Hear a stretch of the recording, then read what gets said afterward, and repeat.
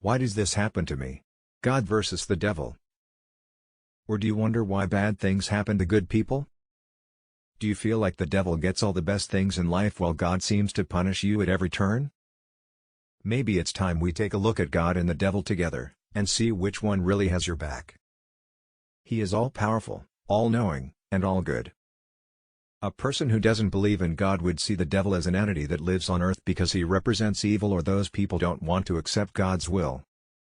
The devil's agenda is to get the man away from God so he can rule over him forever, so his goal would be for good people, like Christians, not to go out into society and fight for their beliefs or defend them because they are letting themselves be distracted by worldly things. The devil is a metaphor for the evil that exists in the world. It's the force that leads people to do bad things, like hurt others or lie. Sometimes, it can be hard to tell if someone is under the influence of the devil, but there are usually telltale signs, like a sudden change in behavior or a lack of empathy. If you think someone might be possessed by the devil, the best thing to do is to stay away from them. Though we may not always like it, we each have free will and the power to choose what we do with our lives. There's no denying that bad things happen to good people. So if something bad happens, don't beat yourself up about it or dwell on it too much. Choosing good over evil. But each choice we make affects our lives and the world around us. Every time we choose to do good, we are helping to make the world a better place. But when we choose evil, we are only making things worse. Being bad feels good but brings consequences later on. Unfortunately, this is true for both the good and bad things we do in life.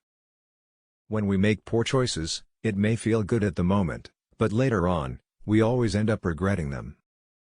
Yes, you must do good things because it's the right thing. Why do you always have to be the one who does good things, even when it's hard? The answer is simple, because it's the right thing to do. We do things we know are wrong and do them anyway because we're weak.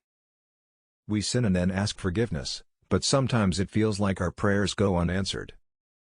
Sins are funny because we think we can get away with them. We think that we can get away with our sins because we are not living in a world of black and white. There are a lot of gray areas. We may not see the consequences of our actions right away, but they will come back to haunt us. God and the devil are two forces that battle for our souls. It's a constant struggle between good and evil, and we are caught in the middle. God gives us this strength, but we have to be willing to accept it.